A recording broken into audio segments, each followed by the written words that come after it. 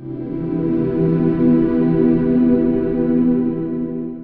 alaikum everyone. My name is Zoha Janjua and I work in London, United Kingdom with Westminster City Council. I work with adults who have learning disabilities, mainly autism and Down syndrome. My work includes teaching adults with learning disabilities different goals to improve their quality of life. Before I started working in London, I was doing my master's from Queen Mary University.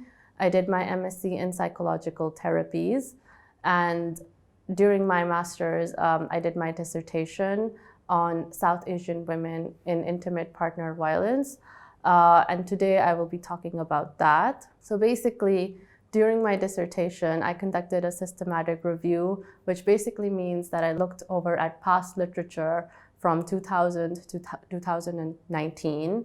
Past literature includes research papers. So during my master's, I did my dissertation on South Asian women and intimate partner violence. I wanted to see why South Asian women stay in abusive relationships. So I will be talking about this topic today.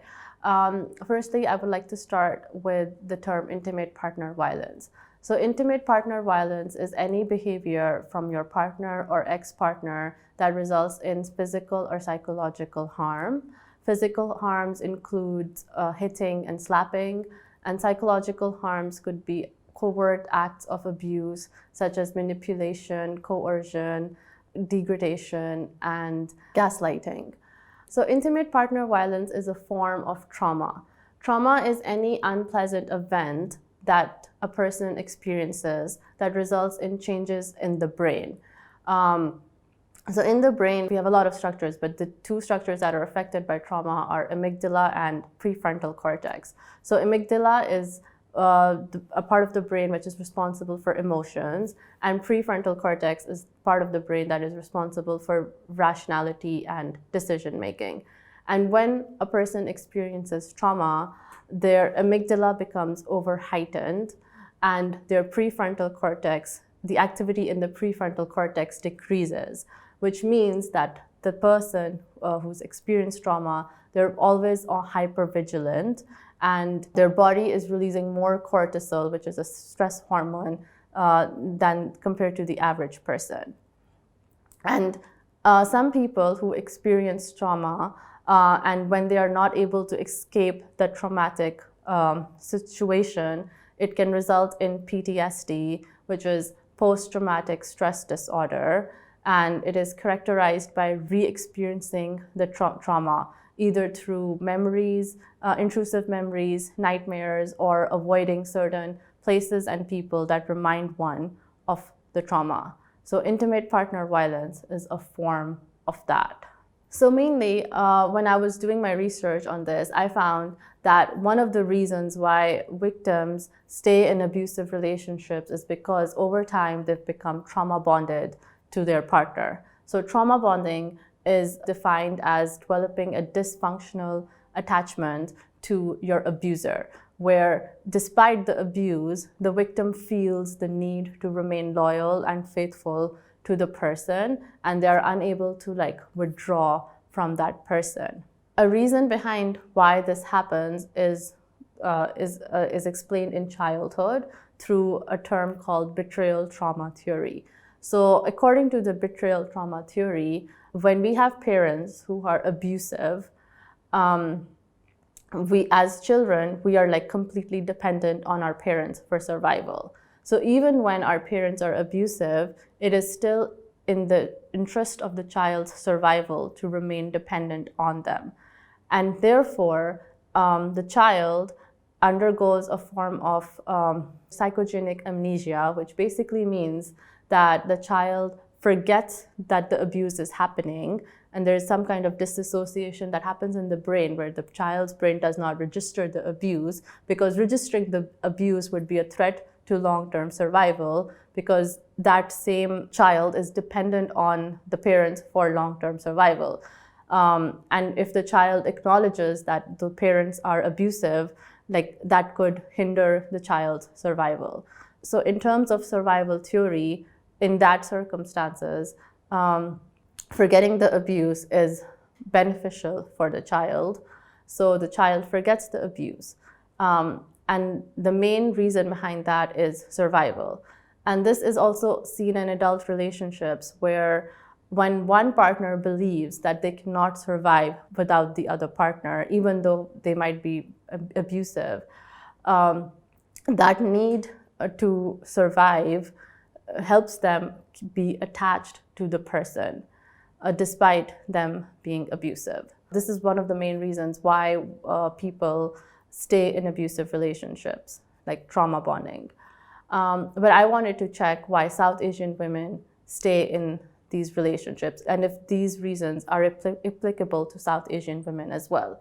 So I conducted a systematic review where I looked at 10 research papers of South Asian immigrant women who were living in the UK, US, Canada, and Hong Kong. And I found out that the main reasons South Asian women stay in abusive relationships are patriarchy, shame and stigma, lack of support, and control, relationship attachment. So the first main reason why South Asian women stay in abusive relationships is patriarchy. Living in a patriarchal society, a lot of people are subjected to gender norms where they believe that men are the breadwinners and women are responsible for taking care of the family. And South Asian women in these research studies were also subjected to the same kind of patriarchal conditioning where they believed that it was their responsibility to make the marriage work, and if the marriage broke, it was their fault. And despite them living in a different country, because all of them were immigrants, even that did not change their childhood ingrained conditioning for patriarchy. So this was like one of the main reasons why South Asian women stayed in these relationships. It's because they felt this sense of duty towards their marriage and towards their family. And that sense of duty was so significant that they overlooked the abuse that was happening to them.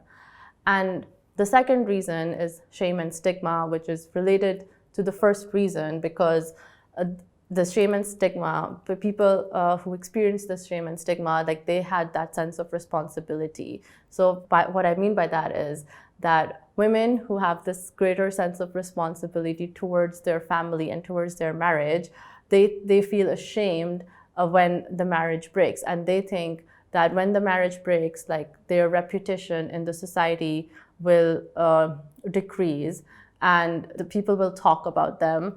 And they don't want that, like they want to avoid that shame.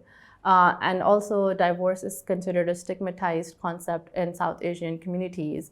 And to avoid this shame and stigma of divorce, they stay in these toxic marriages and toxic relationships. So the third main reason was marriage of choice. So by marriage of choice, I mean is that when women, they married a partner of their own choice and they went against the traditional arranged marriage, and later their partner turned out to be abusive, they felt like even more of a need to stay with that partner because they chose that partner.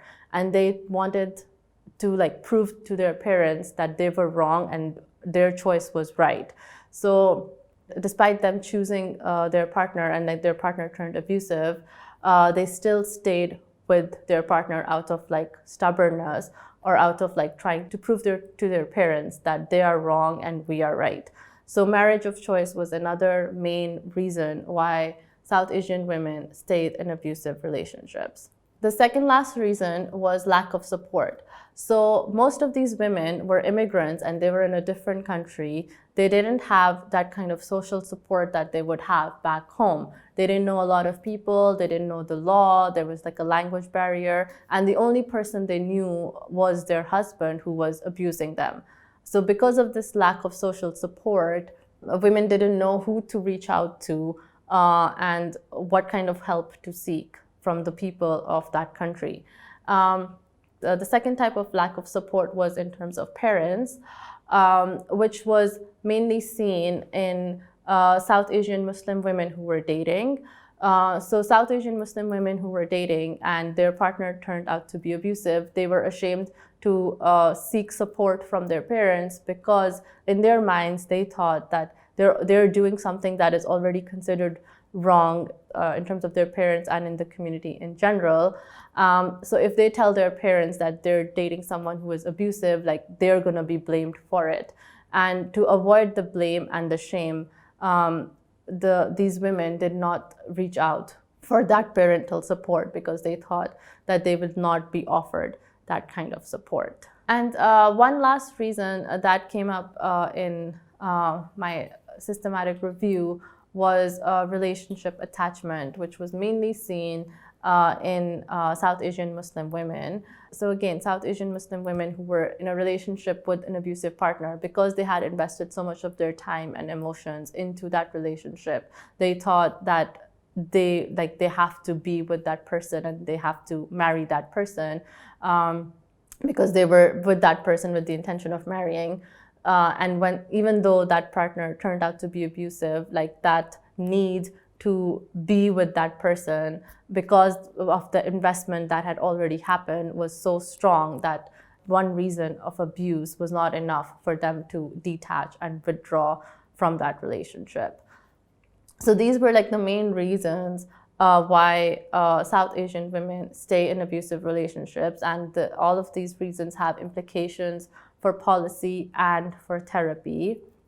The reason I said policy is because during my review, I learned that Pakistan ranked 144 on the Women, Peace and Security Index.